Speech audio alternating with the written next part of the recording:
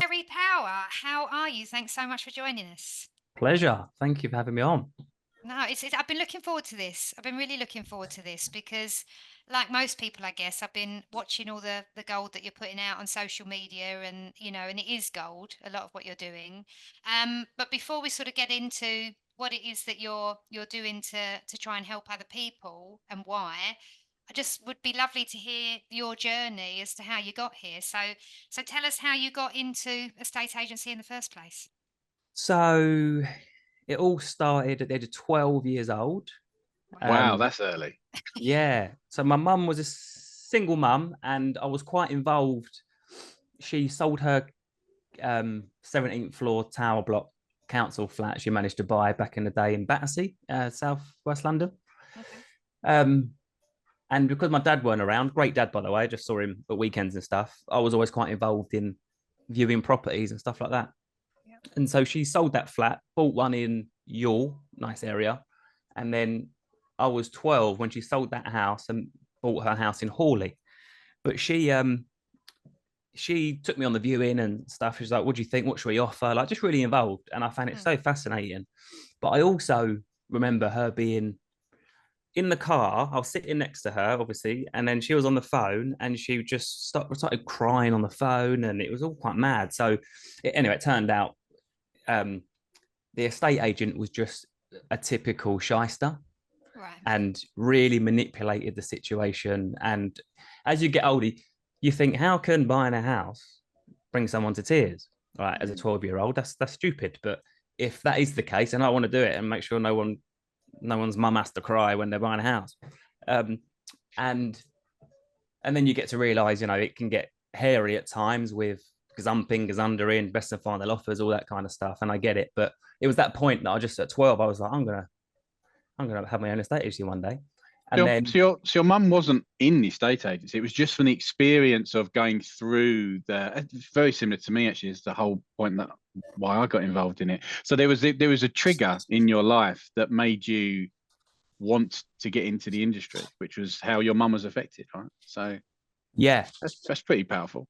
and I've been obsessed ever since. I'm a very addictive, possessive, obsessive personality. Um, she's got still in her purse to this day. She whacks it out every now and then. She's got a business card I made when I was 12, and it was called Powers Estate Agents, Surveyors and Valuers. Because back then, I'm 37 now. It was all estate agency firms are generally high street surveyors and valuers. And it was just, yeah, journey's been crazy. 15 started as a Saturday boy, 16 full time, level 3 NFOP qualified by 19, managing branches for big agencies. But my mum, my mum's like instrumental, I guess, in who I am, as most parents are. My dad as well, but more my mum. Um, and she's a very entrepreneurial. She's kind of known as the female Del Boy. Um, I love and that. so said to me, I was 19, I was assistant manager of a fine and country office, and she said to me, "Start your own now. I've got some money saved up, and you can use it because I know you can make it." And I was like, "No, mum, I'm 19. I was partying a lot at that time. I had a BMW convertible, thought I was a big shot." Um, and so I never did, but I kept working in agencies. 07, 08, I was one of the lucky ones that weren't made redundant, and we were in like big 6-man offices with 1+1, having to keep the front door open, all that kind of nonsense. And when I was, what's my son's only 15, so 15 years ago, then I said to my mum, um, "I'm ready now." Was I 21, 22, I think? Um, and she was like, "Well, I'm skint." Mm. She said, "But stick a bridging finance against my house, pull out some equity from my house and go and do it." So I did. And Wow. the day I paid that back was an incredible, with interest, obviously, but the day I paid that back was quite a special day because, she was council estate, born and raised, care homes as a young person. It was quite mad. And then back then, that was 2010 in Croydon, had a business partner, hindsight, great guy, should never have started with a business partner. And in 2014, I started Power Bespoke on my own in Reigate. and the rest is history. Trying to learning every day. Wow. Wow. I've just got to take a minute on that. Sorry, just your mum clearly was so inspirational, like all through your life, obviously. But Still is to this day. She's the only yeah. one that can tell me what to do because I'm too pig-headed to listen to most people. And she's the only one that can still tell me off. Me and my sister joke because, and my wife, like, I think you pissed her off. I was like, ah, shit, I hope not. Like, she's like the head. What's the head of the like mafia family's called? She's like that in our family. That's amazing, though, that, not coming from much herself, clearly a really driven woman, wouldn't accept that. Why couldn't you have absolutely everything that you wanted if you put your mind to it? And even the story at the very beginning that's why you wanted to be an estate agent. Now, I'm convinced that when you have that vision, when you have something that drives you so well, that's when you do make it big, right? I mean, I know that there's probably we'll talk about where you want to get to with what you're doing so far, but you're a young guy still. You're younger than me and Mark anyway. We don't need to talk about how old we are, but you're a young guy and you've achieved a lot in really a very short space of time, and that's because of how you were raised, right? Yeah, I think the mission and purpose has to be bigger than you, Yeah. ultimately. And early days, it was all about me because I had no marketing budget. I put 25 grand against her house and I had a mobile phone and a Rightmove account, and I was working out of my bedroom in her house. So the mission's got to be bigger than you. Um, but yeah, it's just passion. There's nothing else. It's running through my veins, estate agency. It's all I've ever wanted to know. It's all I do know. I get a bit of knowledge now on marketing and stuff because if you've got a brand, you need to know a bit about that. But um, I love everything about agency, what it does to people's lives, how it can positively but also massively negatively affect their lives if it's done incorrectly. Standards in the industry, the barrier to entry being so low is good and a bad thing. So yeah, through and through agent. It's a pretty unusual story, though, in the sense that, and this is, I think, where your mum really, I don't know if she realizes that the impact that she's kind of had, because that type of attitude is very rare to be recommending and giving someone the freedom like yourself, even before you did it at 19, to be looking towards doing your own business, to be taking those risks on, to getting over the fear factor. That is so unusual. When I said to her, and it's a really interesting point, when I said to her, I'll I'll waste your money, mum. I'm like 19, living it up. I was in Kingston most weekends. It's like and she said, well, it's better to have loved than lost than never loved at all. And that's stick with me my whole life. Wow. And I still remind myself of it now because believe me, the last 14 years and 10 with Power Bespoke, there's been a few moments where it's probably almost been lost. Yeah. So um, it's just that dogged tenacity that she's instilled in the work ethic side of it. My dad was a roofer. She would done all kinds of things, mostly on the right side of the law, sometimes maybe not. And um, here we are today, still loving. It's interesting because through the growth of the business and the ups and downs of it and the plateaus and the backwards and the forwards, um, I had about a year when I didn't list or sell houses because I felt like I thought I didn't want to. Probably the worst year of my life. And so now got a nice team of agents, growing number of agents with us, but I'm listing and selling a couple myself as well because that's what's in my veins. Mm, mm.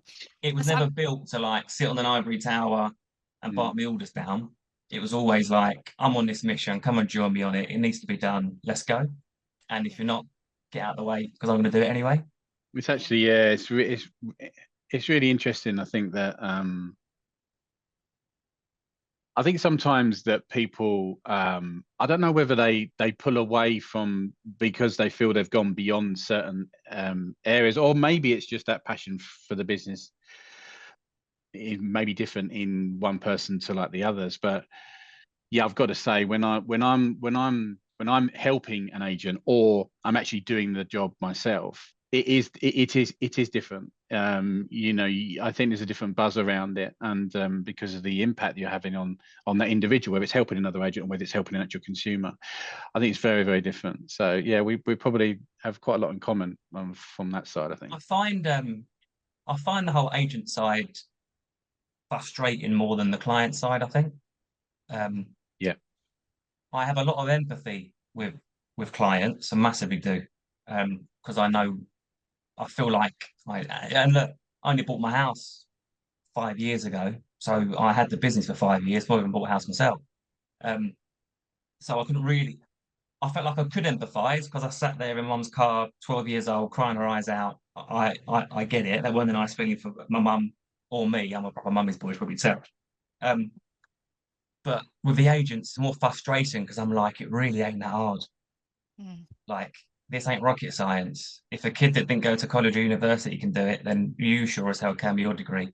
Let's just knuckle down, get your nut down, knock the doors, bang the phones, whatever you think you're going to, just do it, and amazing things happen. But you've got to fucking do it. Yeah, I think. Do you find I share in that frustration because obviously me being a coach for estate agents as well, and a lot of the time, well, not so a lot of the time is unfair. Some of the time, I feel like I want it way more than that person does. Yeah, I've learned that. Yeah. And that's hard because it's just like exactly as you say, like this isn't that difficult. It's easy stuff that we do, but it's simple stuff that we do, but it's not easy because you have to be consistent. You've got to do it every single day. You've got to show up, you've got to want it. And you're right, going back to what you said at the very beginning, the mission and the vision has to be bigger than you. And that's the same for everyone. Any independent, self-employed estate agent, if we're going to talk about that, it's because people have to be so passionate about what they're doing, and it has to mean something to them, or else why are you going to stick it out and keep it up and get through those really difficult times? Because we all have them, right? I think it's been the same. This industry's been the same forever, right? People are attracted to it because it looks right sexy to walk around £1 million houses all day, and earn a decent fee. But it's not that at all. Like, I think 80% of agents, 78% won't succeed to the level that they thought they would when they got into it. Mm. What is success? You're living, you're feeding your kids, you've got food in your fridge, amazing. But are you really achieving to the level that you had set yourself when you got into it? Because they lack the discipline. That's the only thing that I think you and I can train everyone what to say, how to prospect, how to get indoors, how to negotiate. But if you ain't got the discipline, it's not even motivation. Because I had 6 months where I didn't want to get out of bed. Like Mm. that I had no motivation at all. But I did discipline. I'm really structured and disciplined. Like, I think that's my superpower, is a certain level of confidence, but also focus, consistency, structure and organization is pretty much the only four things that I'm better than most people at. And that's luckily why I've got an agency that's doing all right. That's all it comes down to. I'm just going to go back slightly. I know we're going to move around on here, but this is kind of like the whole point of the actual podcast. You said something there, which is really interesting, which was you struggling to get out of bed there. So can you go into that a little bit in terms of, I mean, it's up to you whether you want to share why you felt that way, but then when you got into that space, how did you then kind of get out of it? I know you said there that you've got you've got a little bit of a superpower, but when you're in that space, that's really difficult. A lot of people really struggle with how to get themselves out of that type of scenario. So could you touch on that just a little bit more? Yeah, it's dark. I mean, what was it? It was, I think we were all, COVID word, don't want to bang it around anymore, but I'll give you a kind of little backstory of how it led up. So 2019, we were going big guns. We had a nice, maybe 12, 13 agents, nice growth. I was never looking for national domination, but we were doing well. 2020 hit, obviously COVID hit.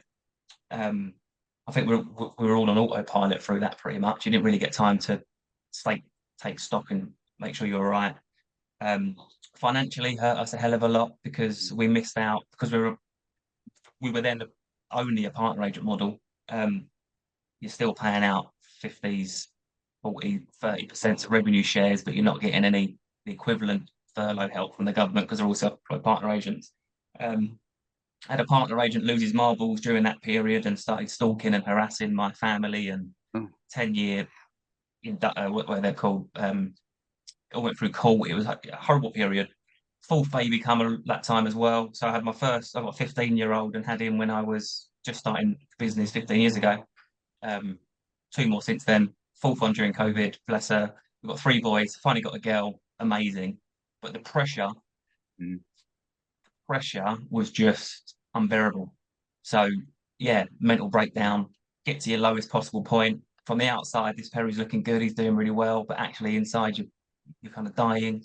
And then yeah, hit rock bottom. I think it's good actually. I think everyone maybe is quite healthy to get there at some point, but maybe not to the levels where it goes too far. And then bit of therapy, bit of rethinking, bit of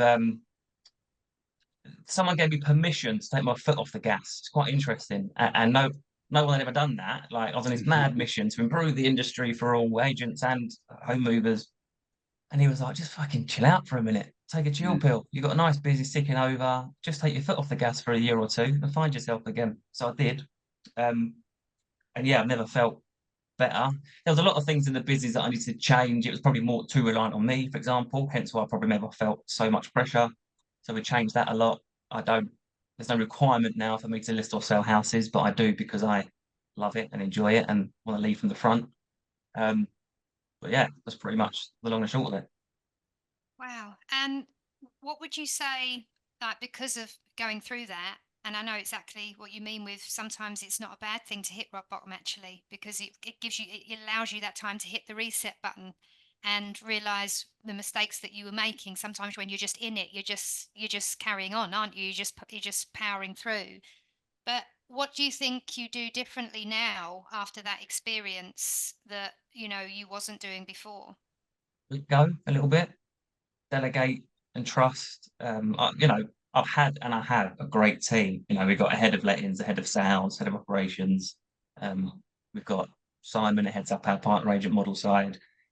And, in all this time, I think currently we've got a waiting list of 79 agents who have joined our waiting list to talk about maybe joining PowerPoint one day. But we're, it was just that. It was because I'm freak of nature, obsessed, addictive. Luckily, my addiction went into this as opposed to anything else. Maybe not for a short period, but I managed to change that. And yeah, just take a chill pill, let other people take the lead. And I think I've grown as a leader, which I needed to do because it started off the business all about me. That was never the plan, but with 25 grand, you ain't got much else other than a Rightmove account. You soon burn through your 25 grand with that thing. But you realise you've got yourself and a video phone, start banging out some content and start getting some clients and hit the phone. So yeah, it's pretty much that. I learned to delegate, trust, lead better. It's an interesting one. I think when you're that way, I mean, you might say differently, Perry, but funny enough, me and Claire were talking about this yesterday, which is, we've gone through a bit of a turbulent period over the last, I don't know, 6 to 8 weeks, or maybe even a little bit longer now. It's just gone so fast. But my personality means when the going gets tough, Mark gets going, like beyond normal. Like just, you can't get me to leave the office. I'm just in and I'm busy, leave me alone, I'm cracking on type of thing. And that's not great with the family and everything else. And I said to Claire yesterday that I've got to a stage where, because there's so much going on again and there's so much to do, I'm excited by it. But because I've got excited by it, I've stopped going to the gym. I've stopped looking after myself. I've even stopped going for walks. And I have the ability to do that. And it's something I really enjoy. But do you find you sometimes go back that way again? Is that still part of you, or you've managed to absolutely crack it? Yeah, I mean, my wife is really understanding. Like, we've got 4 kids, and I'm wired a bit differently, I think, as in like, I'm obsessive, addictive, like, and when I get in the zone, I'm in the zone, and I try and be, when I'm on, I'm on, when I'm off, I'm off. So I'm on 24/7 for 3 months, and then we'll go on holiday. And I won't feel so guilty about that because I'm maybe not as the perfect husband and dad that I should be for the 3 months. Yeah. But we compensate in other places. Can't all be perfect in all areas of our life. I'm a workaholic. I'm on a mission. Yeah. Love my kids to bits. See them every day. Work from home. You know, got school assembly tomorrow morning. Never miss anything like that. But I'm not in there at 5 o'clock having dinner with them every day, for example. So because I'm in here beavering on something to do with Power Bespoke or whatever. So yeah, I'm similar to that. I'm an all in or all out kind of guy. And I just managed, I was struggling to manage those spinning plates. I really was, a team member's wife, kids, being a brother, a son. You know, it's tricky when you're hyper focused on doing something special. You can't be like the average Joe because it won't happen. It's a weird feeling, isn't it? I don't think we should harp on about it too much longer, Claire, but it's something really close to my heart as well, because I've gone through so many different emotions over 20 years. I can remember feeling this back in, actually the business was doing really well at the time, back in 2008, 9. I think what happened is that the leaders of our company at the time all decided to go on holiday at the same time, and we were moving office to this new really plush office. We had telephone systems to move over, and the business was exploding, and I literally felt like I couldn't breathe. And it was a really weird experience. I haven't gone through that too many times, but I remember thinking, I'm in a bit of trouble here. And I'd never ever felt that way before. And it's a very strange, I'm not going to do a very good job in kind of like describing how I felt, but it just kind of, I had a blocker, which is just like, I actually don't know what to do. Like, I had so much to do. I don't know what to do because my brain wasn't allowing myself to compute in terms of the priority of the work. It's just like, I can't cope. Very strange feeling. I've done a really bad job of explaining that. I find it interesting that like I can have any pressure. What I've learned, right? And it was mainly because of that period when I come out of being an estate agent, because I can deal with the people pressures at times, the operational pressures, these pressures, that pressures, as long as I've got a deal or two to be negotiating. That's like my comfort zone. And yesterday on Monday was a stupidly busy day. I had back-to-back meetings for running the business, but we ended up having I had a cracking offer on a £1.5 million house and a house on at 2 million for 1.9 million offer. And I'm sitting there like just wanting to push all the business stuff to one side and just get in the zone and get these two deals tied up. Like, so for me, being an agent is like my no meetings on a Monday anymore because that's client contact, where I'm so regimented. I kind of retreat back to a bit of that as well. As long as I'm doing that, all the other operational stuff will get done, but it can wait. Yeah, that's it. And that's the thing. It's having, well, you mentioned it earlier about being really disciplined and structured. And, you know, it's the only way that you can juggle all the things and make sure that you're prioritizing the things that you enjoy if you have a good structure. But what's interesting is that you don't have to be disciplined for the rest of your life. You just have to be disciplined for a period of time to create the habit, don't you? And that's the thing, that a lot of people think, I can't be disciplined. I'm not a disciplined person. I can't do it forever. No, but discipline is only necessary long enough to form the habit of sticking to that structure. So, I mean, I don't know if you've ever used anything like this, but there's a thing called a 66-day challenge, because apparently on average it takes 66 days to form a new habit. So every time there's something new I want to get myself into, or a new habit I need to form, I just print off one of those calendars, and just every day that I do it, I just tick the box until, I don't even need to look at this anymore. It's just what I do. Yeah. But yeah. Um, so just kind of, I'm not changing the subject, but it's kind of evolving it slightly. I'm getting from this conversation, you're clearly a really passionate person, and you're passionate about what you believe in, passionate about change for the industry, and I can understand why now, given your story as to how you got into it in the first place. But I did notice something on YouTube about you, Perry, that actually you're really passionate about children as well, and going into secondary schools and trying to inspire those kids to to have that belief to do whatever they want to do. Tell me more about that, because we share that passion. So I really want to hear more about that. It was just a kind of period where my secondary school had seen that I'd left, obviously, and then set a business up and seemingly doing quite well. So they asked me to go and do a talk to the year sevens. So that ended up being year sevens, eights, nine, tens, 11s, which was nice.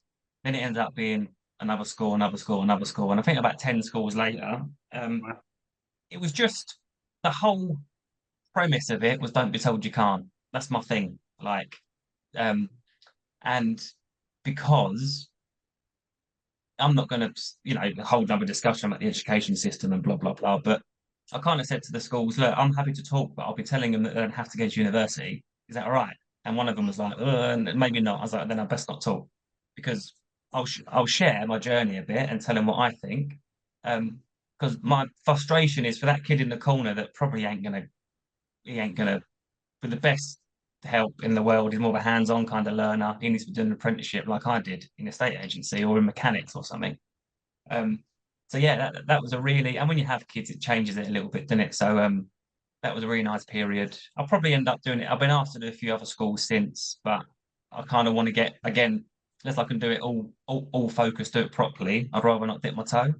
But that whole secondary school, I think is a really pivotal time because that's when I was 12 and I was a little shitbag at times, probably year 7 and 8. Got to my options in year 9, and then you're like, right, I actually want to be an estate agent. I want to start an estate agency, so I better choose business studies and I better turn into a right hermit. So then from that point onwards, I was in the learning centre at lunchtimes, geeking out on surveying books and stuff like that. So yeah, I mean, don't be told you can't is the premise of that, because people are very quick in this world and country more so. Actually, this country ain't great for building people up. Just go and do it. Yeah, I mean, I really, really share in that passion because I think I've even been guilty of it as a mother at times, not anymore, but prior to some of the learning that I've done, whereby, like when your little one, your tiny little one says to you, I want to be a ballerina when I get older, but you just know they're a fairy elephant. It's just not going to happen, right? They're just not going to be a dancer. And you go, that's amazing. And that's great. But if you don't get to do that, what else might you want to be? And you kind of start changing their mind for them and veering them off on a different path because the reason for that is because you don't want them to be disappointed. You don't want them to be like, oh, what if you don't know? So you kind of try and steer them somewhere else. But it's so wrong to do that because it's your limited beliefs that you're now putting on your child. Why the hell can't she? All right, she might not look like a ballerina just yet, but you absolutely can do and be anything you want in the world if you work hard enough at it and you want it badly enough. And that's the Yeah. thing, isn't it? That's the caveat. So I've got a 12-year-old and he's well into football and he's Mm. going to be a footballer. And I keep telling him, look, you can be whatever you want to be, but you until you start getting in that garden every single day and doing your dribbling and doing the cardio, you ain't going to be. Yeah. So the choice, you're 12 now, the choice is yours. Commit and you'll do it. Sit on your PlayStation at 4 in the afternoon and you won't. And that's kind of how I leave it. And so yeah, kids, the young kids, Freddie wants to be an astronaut, obviously, he's 6 but there comes a point, I've got a 15-year-old and he's very similar to me, I think. But yeah, just that they're so moldable at secondary school. Primary school, they're still, whatever. Secondary school, I think, so particularly for society as well, for teenagers these days, is I can't even imagine it. I'm only 37, but you think, wow, in that time, it's so hard for teenagers right now. Yeah, yeah, it definitely is. It definitely is.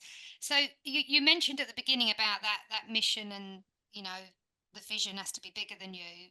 Can you can you put into words what the mission is for you?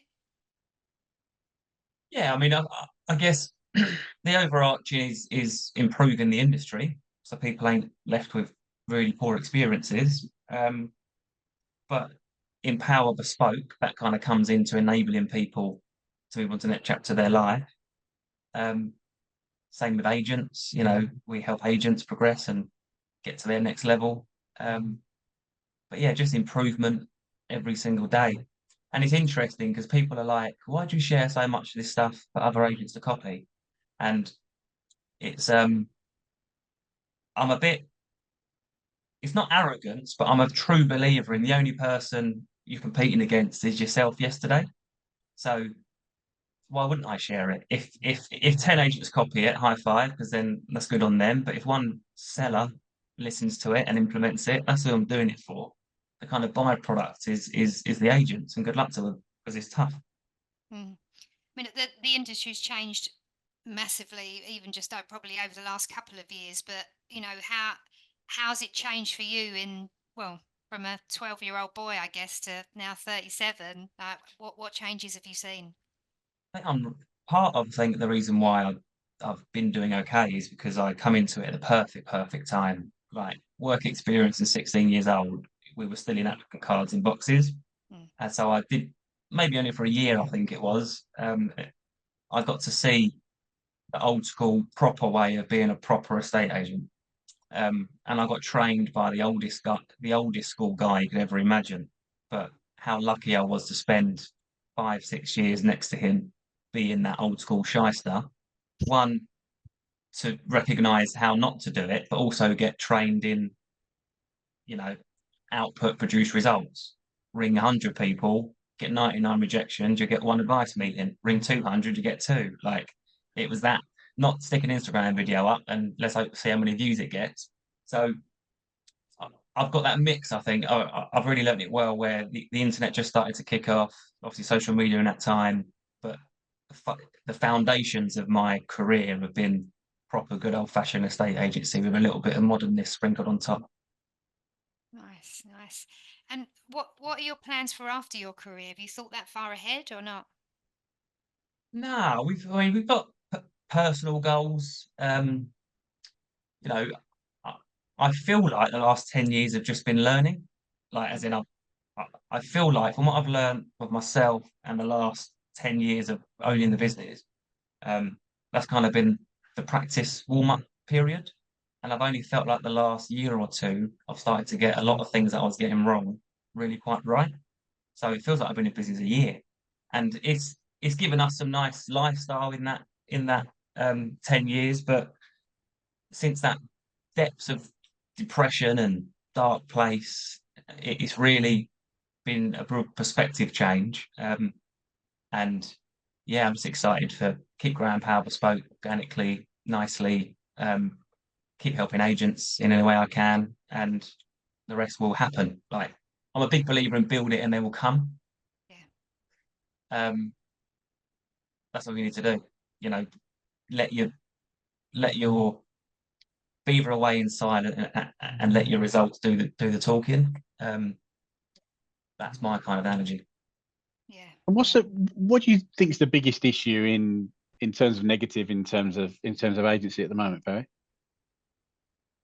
Oh, it's interesting because I've got an issue. So let's talk about the whole self-employed rise of the self-employed estate agent in the UK. Now, big fan of it. We've got some incredible performers. We've had some shocking performers. It happens. The whole no barrier to entry, I think, had the opportunity to improve the industry, but also to make it a lot worse than it already is. So I think I welcome a bit of licensing and a bit of, there's a minimum level of competence you got to show to be able to sit in someone's living room and advise them on stuff. But generally, I think it's just everyone's looking for the next silver bullet to make their millions as a self-employed estate agent. See a lot of agents flicking around models at the minute, the last couple of years, and you just think the issue ain't any of the models, the issue is you. Like, Yeah. The sooner you realise that, I can give you 95% fee share and you ain't gonna succeed. Like, you need to focus on you before you try and look for a silver bullet, whether it be Power Bespoke, Keller Williams, EXP, whatever these brands we're talking about. And it has, I think there might need to be maybe a bit more of a kind of, on cigarette packets, there's a health warnings. I think there probably needs to be more mental health warnings on going into self-employed estate agency. So yeah, there's a lot of issues, but there's also a lot of great agents that have stumbled into the industry and absolutely killing it and changing clients' lives. And that's things that we should focus on. I could not agree more with what you just said there. I mean, we're actually inside Keller Williams right now, organising safe space for people to come and speak. You know, when they are having trouble, you know, with their mental health, because you're spot on with what you say. This is hard. You know, it's hard because it was just said it's really easy, it's really simple. You just have to stick to it, but sticking to it's not easy in the beginning. And also, sometimes things can come along, and you've spoken about it yourself, where it just takes the wind out your sails. And when that happens, you've got to find a way out of that, and having people around you that you can speak to will help, won't it? And I think sometimes as a self-employed agent, you can kind of retract into yourself a little bit rather than leaning in if you don't feel like that support is there. Now, particularly when if you're in an organization where there are some really good level of top performers as well, is that people that aren't quite achieving what they want to achieve, that's really, really hard. And I think it can get lost actually like trying to help those people get beyond what you just said there, Claire, like kind of hitting a barrier of, I'm struggling to keep doing this over and over and over again, or whatever it is, or I'm feeling negative about my own performance. It's that type of help and guidance, which is just as important as being told how to go out there and list homes, right? It becomes more mental than anything else. I think people get to a certain level of their career as well and think, I've done it, I'm good enough, I'm banging in 200 grand, 300 grand, 400 grand a year, whether it might be in personal GCI. But I think the technical side of estate agency, I can teach you probably in 6 months, and you'll be doing quite well after that period. The emotional side of estate agency, you're going to have to learn that yourself over the next 2 or 3, 4, 5 years. And I had some advice early on, when it's because you got the whole roller coaster analogy, and I love the fact it's a roller coaster because you won't appreciate the highs and don't feel the lows. But it's the whole strap yourself in a little bit. If you're not particularly emotional, if you're not well equipped emotionally yourself, chuck in 15, 20 clients, Mr. and Mrs., 15, 20 buyers, Mr. and Mrs., solicitors, mortgage advisors, colleagues. All of a sudden, you're dealing with 60 people's emotions, and struggle with your own. I'm quite probably on the spectrum somewhere, I would imagine, and I'm quite emotionless and quite cold when it comes to touchy-feely emotion. But I've got a really good level of empathy. So I'm a kind of, don't sweat it, John, I've got this, rather than, oh, let's talk it all through and solve the problem, John, and kiss a hug to make sure you're all right. So it's knowing yourself, I think, is really important. Really important. And if you don't know yourself, give it 2-3 years in a estate agency and you soon will. Yeah, absolutely. What haven't we asked you, Perry? Oh, really? We've done quite a bit. How long have we been on? I think, yeah, like it's quite it's an interesting chapter or period for the industry, because fundamentally, whether we're employed, self-employed, doesn't matter. If you're going to be an estate agent, you've got to commit, you've got to go deep, you've got to go all in. I see people, they come into our waiting list. One of our first questions is like, will this be your sole source of income? And they're like, nah, I've got this as well on the side. And I'm like, then you can't join Power Bespoke, because it needs to be your all in kind of, it needs to be, there's no plan B. I'll help you achieve your plan A, but you can't have a plan B, because I think you've got to go all in, to my opinion. So it's as long as people commit, I think, to continuous growth, learning mindset, I'm learning every day like everyone else, then it's the best career you could possibly ask for. I genuinely believe that. There's no better thing to be doing with your time than, if you like sales and you like people and you like negotiation, it's like, it ticks all the boxes, doesn't it? Yeah, no, it absolutely does. Yeah, I'm in a complete agreement with what you're saying there. I think that the one characteristic I guess people need to have is they need to be learning based. Absolutely. I've seen many estate agents come into this model. I can only speak from obviously my own experience, but I've seen estate agents come in where I've said to Mark, he's going to smash it out of the park. Like he's brilliant. He's a great agent. but you can be a phenomenal estate agent, a great lister. You know, you've worked in estate agency for 20, 30 years, but if you've never run a business before, you're not sure what it takes to lead generate consistently, you know, don't know how to do marketing. There's so many skills that you need. And this is Mark and I were saying the other day, we're expecting some people to be, you know, to create mini miracles. You know, if you're Mm. not particularly great at admin, or you don't really understand marketing, or, you know, you've never built a business before, you don't know how to build a database or nurture a database, that you can be a great agent, but there's a lot to learn. And if you come into any model and go, do you know what, just give me the stuff, I know what I'm doing, I think you're setting yourself up for failure straight away. Yeah, yeah, for sure. Yeah. Okay, well, look, I've really, really enjoyed talking to you and getting to know you Thank more. you. Mhm. We'd love to meet you face to face at some point. So let's keep talking and see when there's a time we can do that. Love to invite you along to speak to our guys at any point as well, and happy to do the same for yours, because collaboration in this industry is necessary, in my opinion. Yeah, But definitely. yeah, really, really enjoyed talking to you today, Perry. Thank you so much. Thanks, guys. Really enjoyed it. Cheers, Thank both. you.